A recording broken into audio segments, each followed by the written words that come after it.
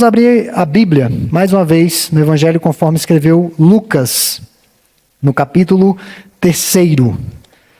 A leitura será do verso 15 até o verso 22. Lucas, o 3º Evangelho.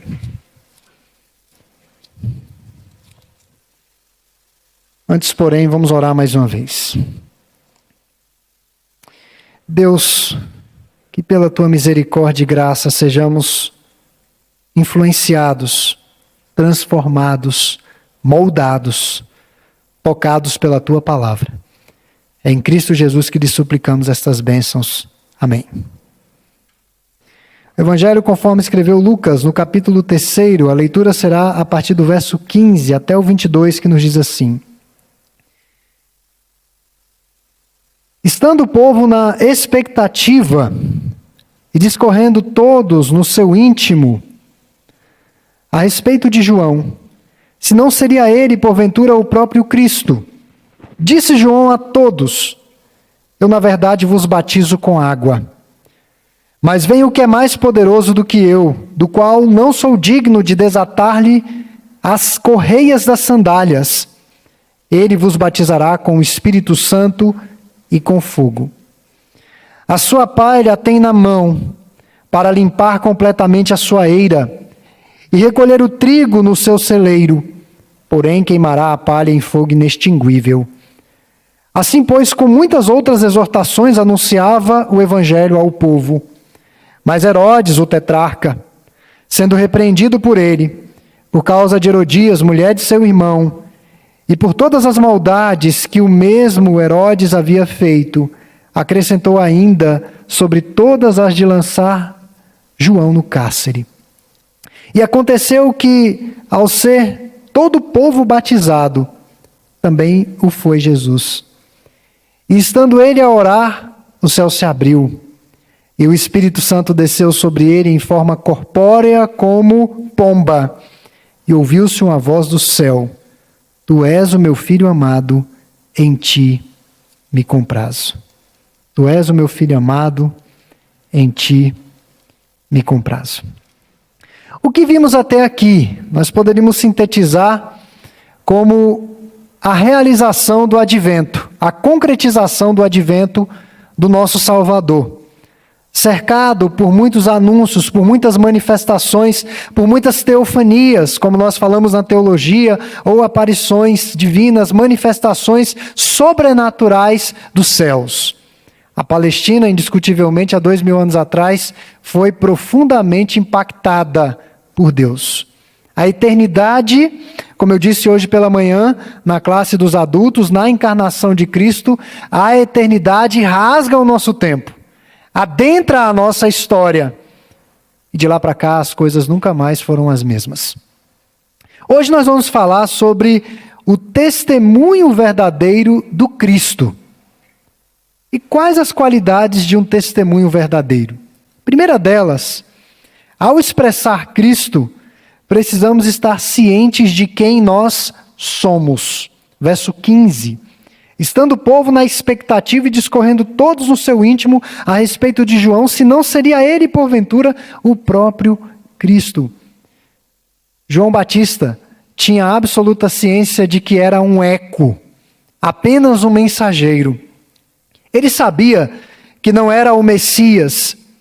Ele não ocupou o lugar do noivo na festa. Seu papel era apresentar o Cristo e sair de cena. A voz que clama no deserto. Ele testificou a respeito da vida, mas ele próprio não era a vida.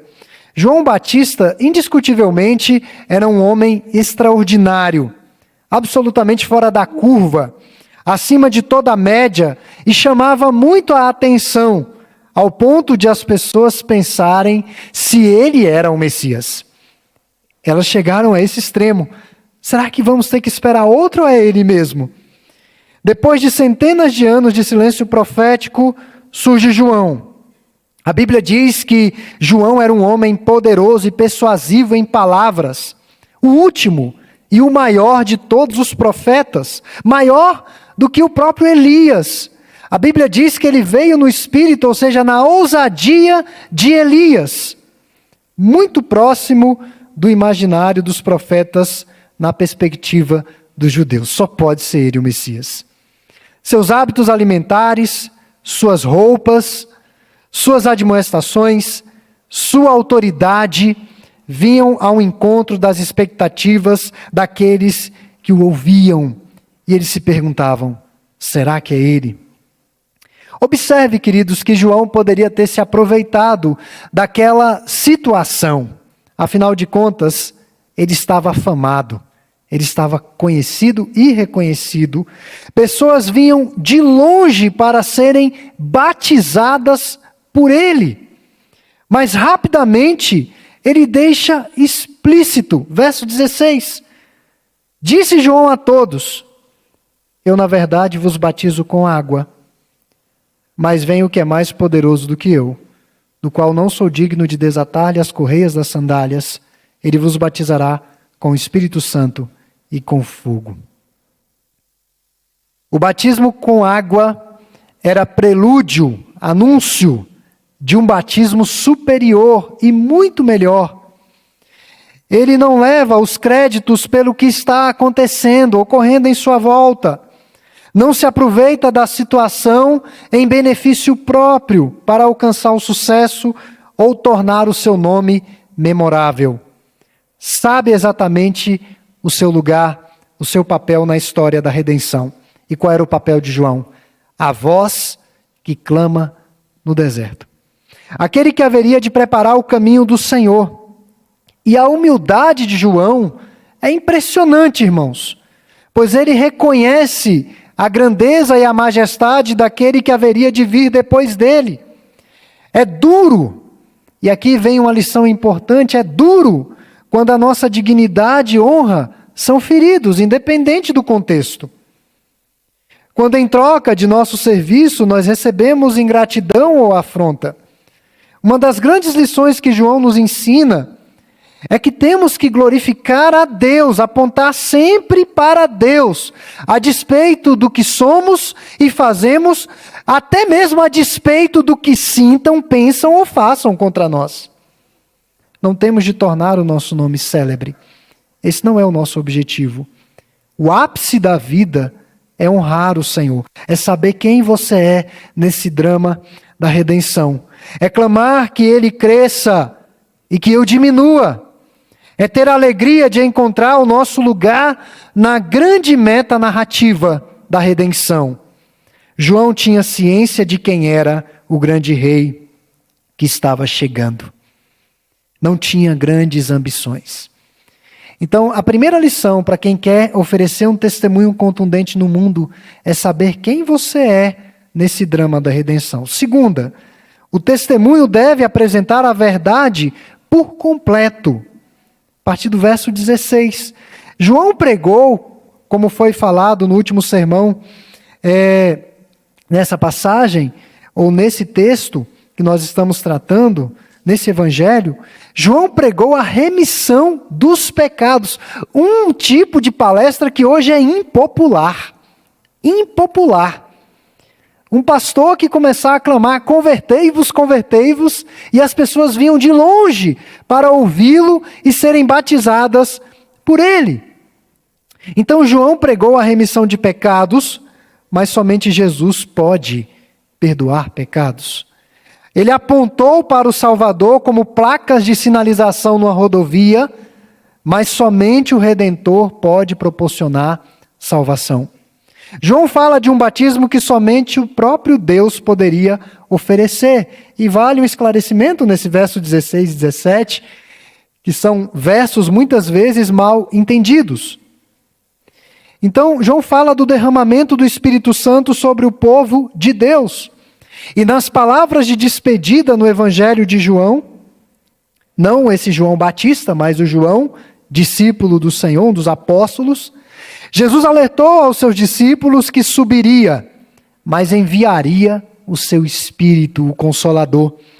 Isso se consumou de forma plena no Pentecostes. Atos capítulo 2 narra a respeito disso. Dali em diante o Espírito Santo estaria presente, como nós vimos há pouco. O Espírito Santo presente, consolando, fortalecendo e encorajando a igreja do Senhor Jesus aqui na terra em todos os momentos, especialmente os momentos mais decisivos. Além de ser o batismo com o Espírito Santo, seria um batismo com fogo. Uma outra expressão muito mal entendida. Batismo com fogo pode significar purificação.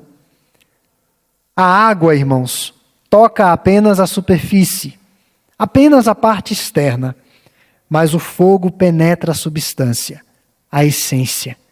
O fogo aquece, o fogo ilumina, o fogo se alastra. E nesse aspecto, é o juízo misericordioso de Deus que purifica e limpa como o fogo do ourives, isso na vida do povo de Deus. Esse é um aspecto desse fogo. Um outro aspecto é remeter ao juízo de Deus ou julgamento no juízo final. Fogo como símbolo da santidade julgadora de Deus. A Bíblia diz que ele é fogo consumidor. Consumidor. Jesus é descrito como alguém que tem uma pá nas mãos, verso 17, para separar o trigo do joio, para fazer essa distinção. O trigo era armazenado, enquanto que a palha seria queimada no fogo, destruída, aniquilada. Claro que o inferno não é aniquilação, mas é um sofrimento eterno. Então, João destaca na sua pregação este aspecto divisor na vida do Messias. Os que não seriam salvos seriam queimados em fogo inextinguível, ou seja, o inferno, a condenação eterna. João Batista não faltou com a verdade, ou se valeu de meias verdades. Foi uma mensagem por completo, não foi pela metade. Para as boas novas serem doces ao paladar, é preciso experimentar o amargor do pecado no coração. Para que isso seja doce, nós precisamos perceber quão condenados nós estamos sem o nosso Salvador. E João não teve meias verdades. Às vezes nós criticamos o crente sincerão, que diz às pessoas: olha, se você não se converter, você vai para o inferno. Ele falou a verdade. A verdade é essa. E essa é a verdade que mais importa. Às vezes ficamos com tantos dedos para falar o que está explícito na Bíblia. Mas as pessoas precisam saber. Elas precisam saber que estão em perigo. Lá em casa, quando o meu filho se mete em algumas situações de perigo e a minha esposa vê, ela grita. Ela grita ao ponto dele estremecer. Ela grita o nome dele alto. E todo mundo escuta, porque até eu fico meio assim atento. As pessoas estão moribundas. Elas irão para o inferno sem Cristo e elas precisam saber disso. Então João não tem meias verdades. Ele denunciou os pecados de todos. E como nós vemos no texto, verso 19, até mesmo de Herodes, o tetrarca, e isso lhe custou a cabeça. Ele perdeu a vida por ter falado a verdade. João Batista demonstrou a tragédia da impenitência. Sua mensagem não era uma série sobre as promessas de sucesso. Ah, como vemos isso. Sucesso na vida, sucesso na família, sucesso na profissão. Esse tipo de mensagem que muitos arraiais evangélicos têm. Mas a sua mensagem foi uma forte exortação que exigia renúncia para escapar de fogo inextinguível. Nós precisamos, irmãos, contar a verdade nua e crua. Claro que tem maneiras de se contar a verdade. Nós vamos ter estratégias para contar a verdade, mas a verdade precisa ser dita. Ela precisa ser falada. Doa a quem doer. E nós estamos numa sociedade altamente pluralista. As pessoas imaginam que todas as religiões são como um grande quebra-cabeças. Cada peça tem o seu lugar e vai montar aquele grande mosaico. São placas de sinalização para uma salvação. Todas as religiões têm o seu lugar, a sua importância. Mas a Bíblia é clara em afirmar que a redenção da condenação não está na Babel das religiões. Não está, mas apenas no Cristo de Deus. Apenas no Cordeiro de Deus. É preciso confrontar a vida de pecados e pregar a graça que redime. Mas uma terceira maneira de nós testemunharmos contundentemente a respeito do Senhor é que o testemunho deve apresentar Jesus. Simplesmente Jesus. As pessoas precisam ver Jesus por meio de nossas vidas. Jesus refletido em nossas vidas. Não basta ter apenas uma moral ilibada, irretocável, ser honesto. Porque tem muitos ímpios que são assim. Tem muitos ímpios que são honestos. Tem muitos ímpios que são muito melhores do que muitos crentes. Melhores para fazer negócios, melhores esposos e esposas, melhores filhos, empregados. Os irmãos sabem disso.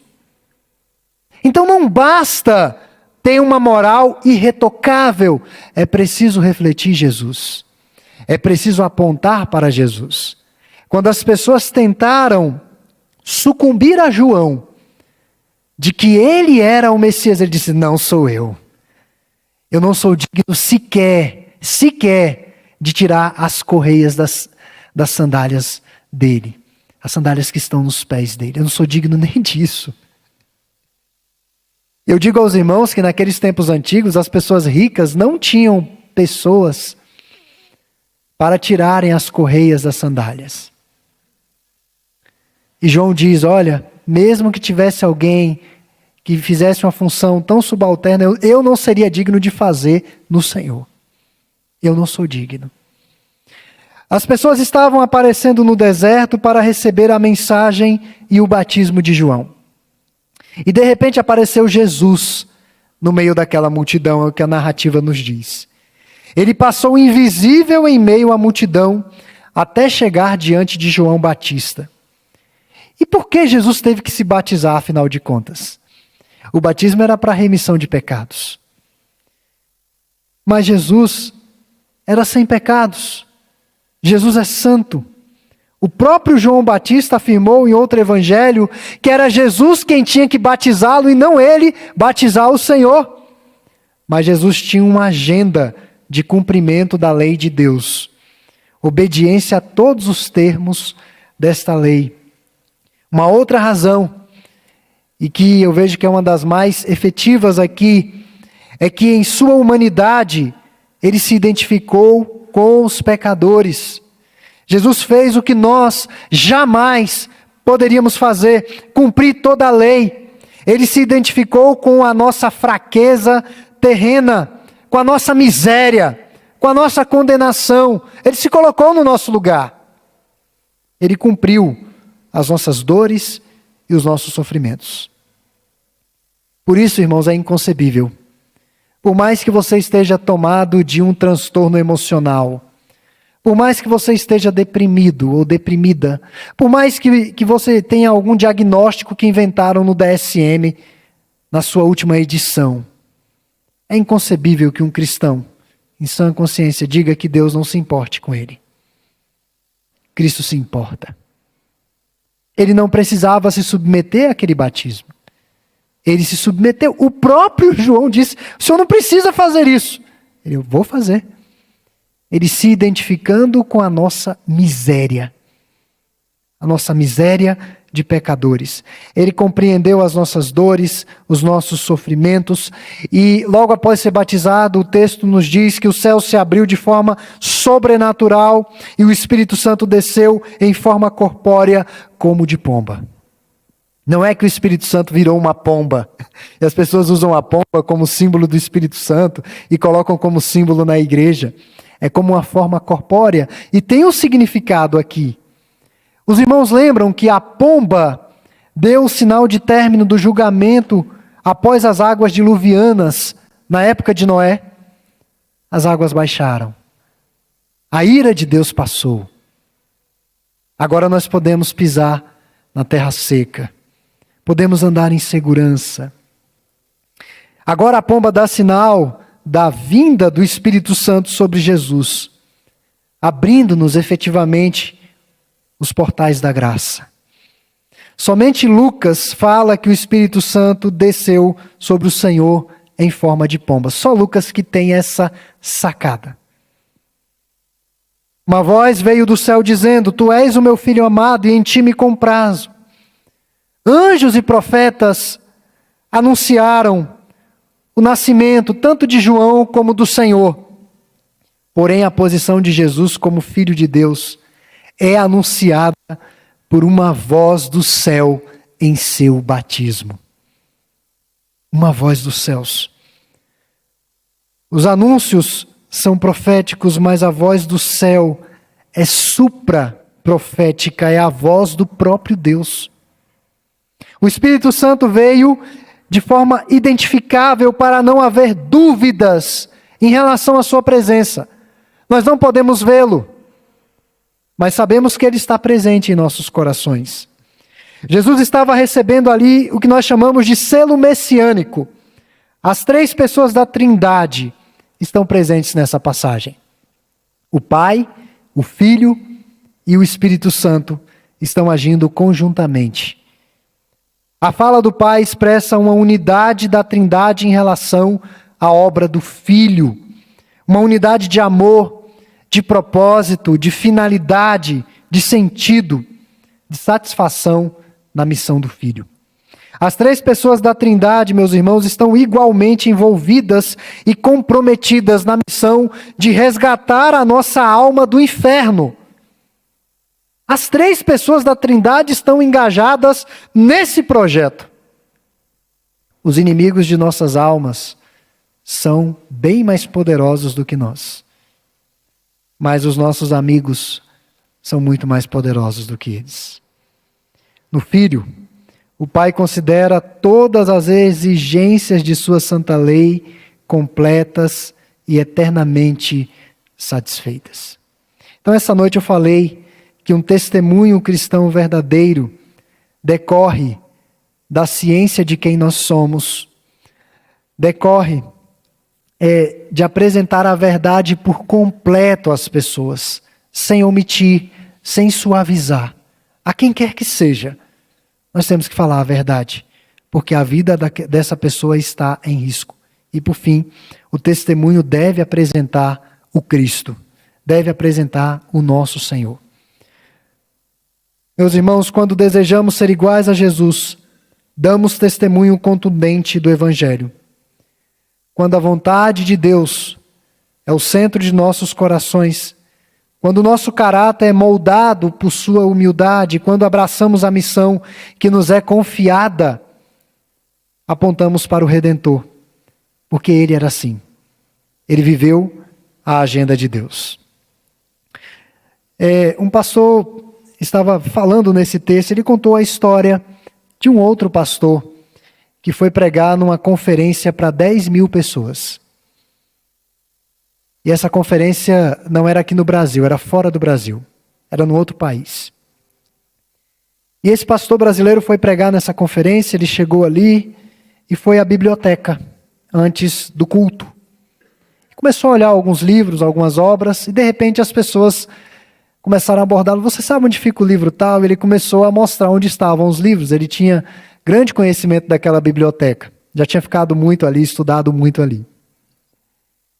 E daí um funcionário começou a observar o comportamento daquele visitante. Achou aquele estranho, né? Um visitante que veio para apreciar algumas obras, ajudando pessoas desconhecidas. Ele achou aquilo estranho. Tudo bem. E ele resolveu participar da abertura daquele grande evento, daquela grande conferência. E para surpresa daquele funcionário da biblioteca, um dos palestrantes era aquela pessoa que estava ali ajudando as outras a encontrarem livros.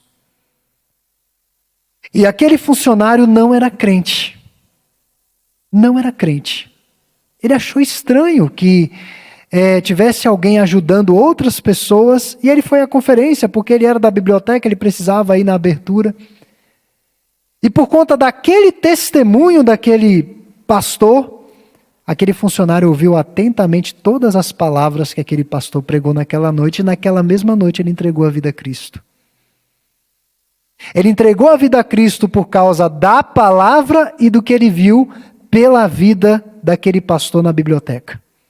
O que aconteceu na biblioteca, você pode ter certeza, teve um peso decisivo. Então, quando nós sabemos quem somos, quando o testemunho de Cristo, de fato, impacta os nossos corações, as pessoas ao nosso derredor vão ver o Senhor. Então, que Deus nos ajude a termos uma vida coerente com aquilo que nós professamos.